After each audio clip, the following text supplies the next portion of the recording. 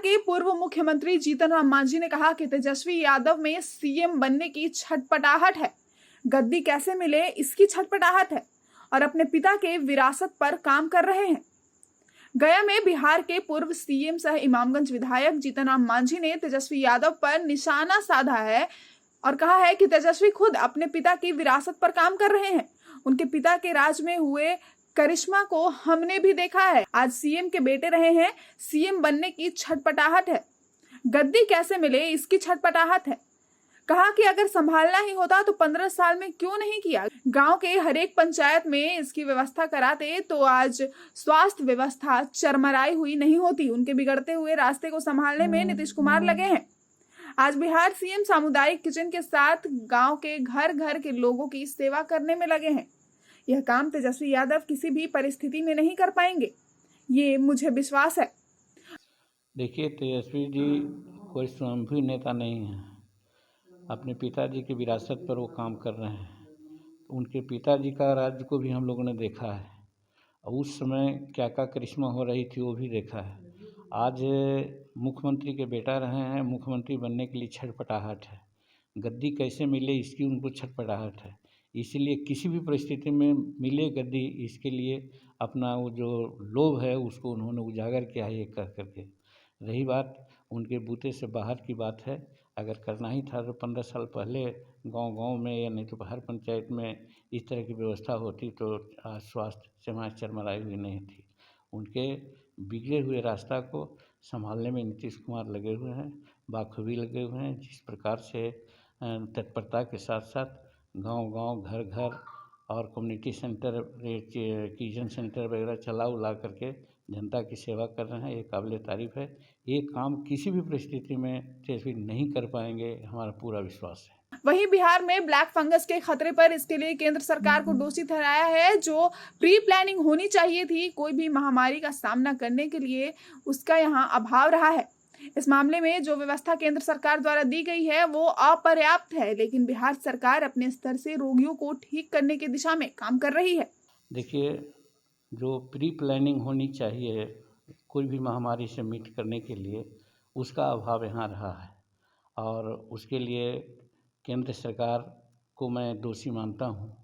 और ये जो ब्लैक फंगस का सवाल ये है, इसके लिए भी बहुत पहले से कहा जा रहा था कि इस तरह की बीमारी आएगी, उसके लिए व्यवस्था करनी चाहिए थी, वो व्यवस्था नहीं की गई है। तो आज उसके रोगी मिल रहे हैं तो कोई आश्चर्य की बात नहीं। रही बात कि जो व्यवस्था केंद्र के द्वारा दी गई है वो अपर्याप्त है, लेकिन बिहार सरकार अपने तरफ से प्रयास कर करके रोगियों को ठीक करने के दिशा में आगे की कार्रवाई कर रहे हैं और हम समझते हैं कि ब्लैक फंगस से बिहार में निश्चित रूप में लोग निजात पाएंगे। इससे कोई ज़्यादा क्षति नहीं होने वाली है। पूर्व मुख्यमंत्री ने तायुते तूफान पर कहा कि यह प्रकृति की मार है कि जहाज पर बैठे 170 लोग लापता हो गए हैं। संसार के लोगों ने प्रकृति के साथ छेड़छाड़ किया है, जिसके कारण ये काल कलवित हुई है। वहीं मृतकों के प्रति संवेदना भी प्रकट की है। देखिए, ये तो गजब है प्रकृति का हिसाब कि एक से एक आपदा हिंदुस्तान पर आ रही है और उसी में इतना बड़ा तूफान आया और उसकी गति इतनी थी जिसके चलते जहाज़ पर बैठे हुए 300 साढ़े 300 लोग में मात्र 70 या 80 आदमी बच गए, बाकी सब चले गए। तो ये प्रकृति की मार है और प्रकृति का मार के पीछे यही है कि हम लोग प्रकृति को छेड़छाड़ किया है समूचे संसार के लोग, और जिसके चलते अपना विकराल रूप दिखला रही है। जो काल कलवित हुए हैं इस घटना में, उनके प्रति हम संवेदना व्यक्त करते हैं, भगवान से प्रार्थना करते हैं कि उनके आत्मा कहीं भी हो तो शांति में रहे और उनके जो लोग हैं उनको दुख सहने के लिए साहस भगवान दें। और ये भी हम मैसेज देना चाहते हैं, करना चाहते हैं संसार के लोगों को और अपने लोगों को कि प्रकृति के साथ जो खिलवाड़ किया गया है, छेड़छाड़ किया गया है, अब कम से कम न करें ताकि आगे और जो उनका विकरालतम रूप होने वाला है वो न हो सके। वहीं सारण सांसद राजीव प्रताप रूढ़ी पर कहा कि हम भी विधायक के फंड से एम्बुलेंस दिए हैं, तो क्या उस एम्बुलेंस को घर पर ही रखे हुए हैं? घर पर रखने का क्या औचित्य है? उन्होंने कहा कि इस मामले में अनियमितता हुई है, इस पर रूढ़ी के खिलाफ जवाबदेही फिक्स की जा सकती है। जब आप अपने फंड से एम्बुलेंस दिए हैं तो फिर घर पर रखने का क्या मतलब है? निजी स्वार्थ के लिए अपने घर पर एम्बुलेंस रखे हुए थे। एकदम इसमें मैं कहना चाहता हूँ, हम भी विधायक फंड से बाराचट्टी विधायक में थे तो हम 4 दिया था। 2 बाराचट्टी को, 1 मोहनपुर को, 1 डोभी को। तो क्या उस एम्बुलेंस के अपने घर पर हम रखे हुए थे?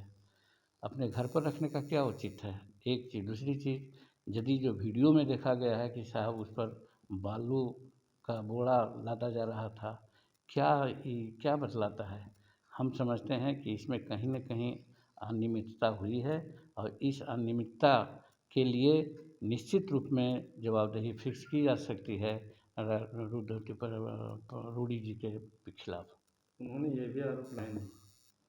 अब सवाल ये तो गजब बात है ना भाई। आप किस लिए रखे हुए थे? जो गाड़ी आपने दिया, पैसा दिया अपने फंड से और अपने पास रखे हुए थे गाड़ी, तो बिना ड्राइवर के कितना दिन से आप रखे हुए थे? आप ही कुछ बताइए। तो फिर क्यों रखे हुए थे? क्यों स्वास्थ्य सेवाओं को सुपुर्द नहीं किया था? अगर ये होता जिला मजिस्ट्रेट को दिया जाता या सिविल सर्जन को दिया जाता, वो अपने स्तर से ड्राइवर देते और गाड़ी चलवाते। लेकिन उनका तो वेस्टेड इंटरेस्ट था कि वो रखे हुए थे अपने पास। शायद कहीं न कहीं उससे वो कुछ काम कर रहे होंगे अपना निजी स्वार्थ के वास्ते।